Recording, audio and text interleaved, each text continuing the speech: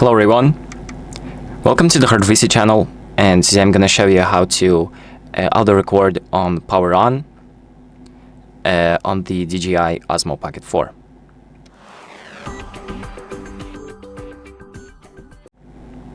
So if you want to automatically start recording once you flip your screen on, like that, I'm going to show you how to do it.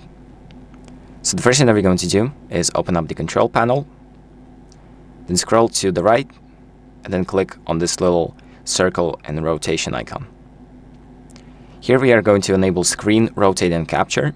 Make sure that it's enabled. And here you can select what mode it's going to start recording in. So you can select either last settings, video, low light, or hyperlapse. I'm going to select video. You can select anything that you want.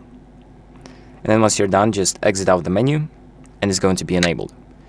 So let's turn off the camera and then turn it back on, and we will see that it will automatically start recording.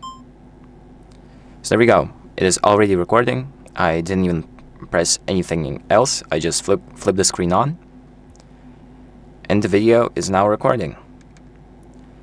And that is pretty much it for this video. So thank you for watching. I hope this video helps you, and make sure to like and subscribe.